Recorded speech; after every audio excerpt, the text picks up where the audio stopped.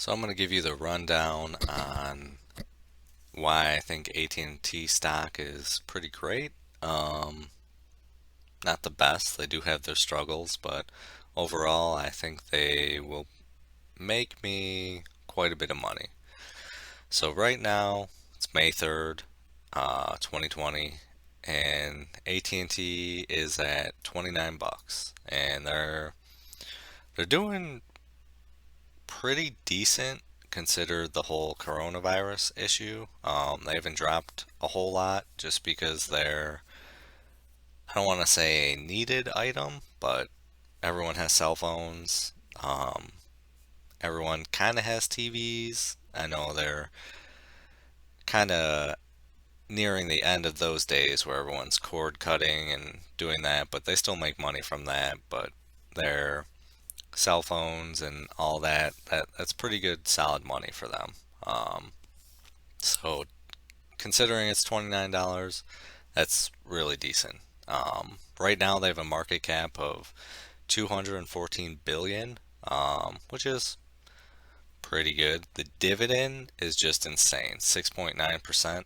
Um, I'm guessing since we're probably going to enter a recession and possibly a depression, maybe, um, that this is gonna this is gonna drop. They're not known for cutting their dividend. They're known for increasing it, even if it's just a penny, but eventually that will catch up to them. And they have huge amounts of debt, so the more they offer, the more it hurts them in the long run. I don't know how they're going to play that one out. Right now, in 2018, they had 176 billion, and that's after they purchased Warner Media, which was genius, but also they way overpaid for that. So I don't know how well that'll work out for them. I see their plan with it. They wanted to buy that, um, throw all that content on their streaming app that they're launching the 27th, HBO Max. Um, but they've got a lot of work on that. This is the worst time to do it. Just Disney is just absolutely killing it right now, along with Netflix. HBO Max is literally late to the game, and they're going to have to give this away, um, for people to sign up later. And they've got a decent amount of content on there already. Friends, oh, people love that. People will sign up just for that. Big Bang Theory, I personally like that show. That's awesome. Um, and they own the DC universe. So that is one big problem. It is struggled since the beginning. I think they're going to focus on that to get it as big and as good as Marvel, but only time will tell. They've got a great, you know, variety of shows, but overall, they're going to struggle with this one. This will probably take them a good 8 years to hash everything out and become profitable. I don't know. Maybe they could do it in, I think they said 2025 or 2024 or something, but it's just right now the market is crowded. If they play their strongest asset, which is Game of Thrones, then they could maybe increase it a little bit faster. But we'll see how much money they put in and time and effort. But overall, it's gonna struggle on this one. But overall, if they drop DirecTV, which is in my opinion the stupidest thing for them to purchase, and they did, it's been a giant loss for them. It's been the worst decision ever, and AT&T service is kicking pretty solid. It's still, I think, number two right now. They might go to number three after the T-Mobile Sprint merger, but overall, they offer a quality service in regards to that. Um, Right now, HBO has around 8 million. It's 2019. Might be up to 10 million now. So they're not starting completely fresh. They've already got the name HBO. That's kind of people know that. So compared to Disney, Disney Plus has around 50 million people right now, subscribers. So we might be able to hit 30 million, 40 million within 2 years, I'm hoping. That would be my guess.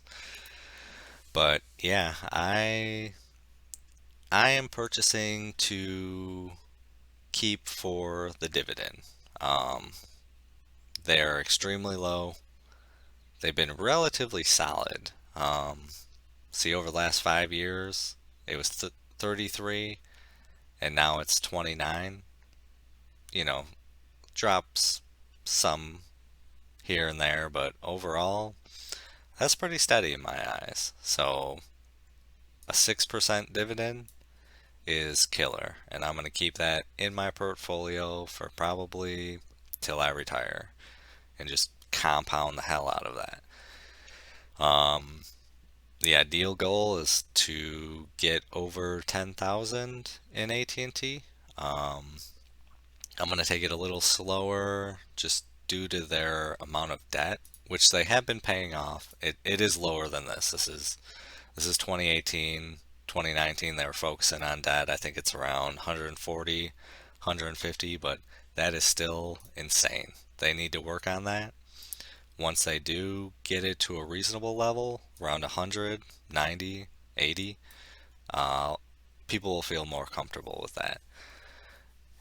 So the only problem besides Netflix and Disney is their competition is probably SpaceX. And you're probably saying, where does that make sense at all?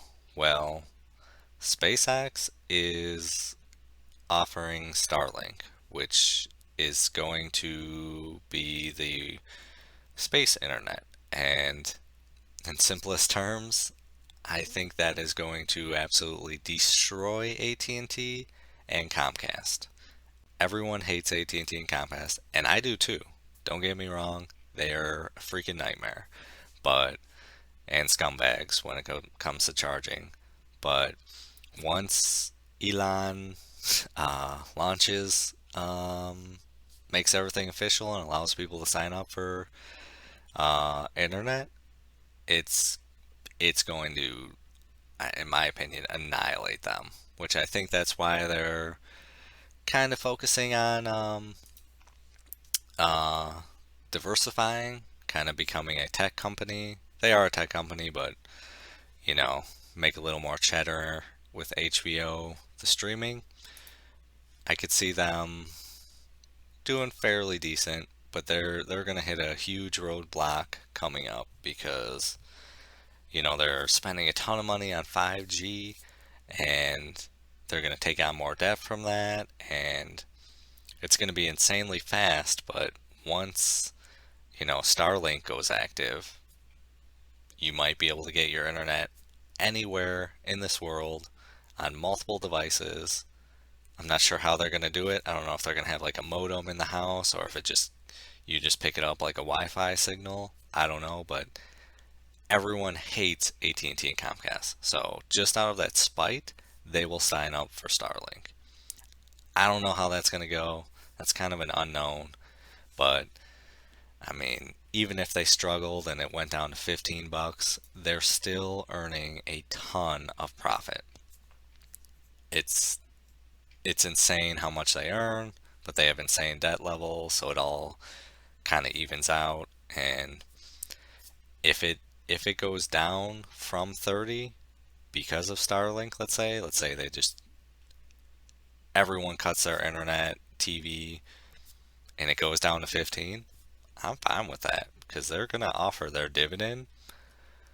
It might not be this high, but they'll offer 3 or 4%. And if it hits 15 bucks, okay, I'll dollar cost average down, and just compound that and just earn a ton of dividends. I mean, that's the way to do it. That's the way I would do it. Um, I wouldn't recommend anyone else doing it. These are just my opinions, but do your research and you can figure out what you want to do.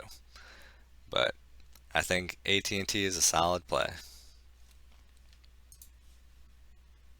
Video is not financial advice. Any statements made are my views and is for entertainment purposes only and should not be taken as financial advice. Do your own research before making any financial investments.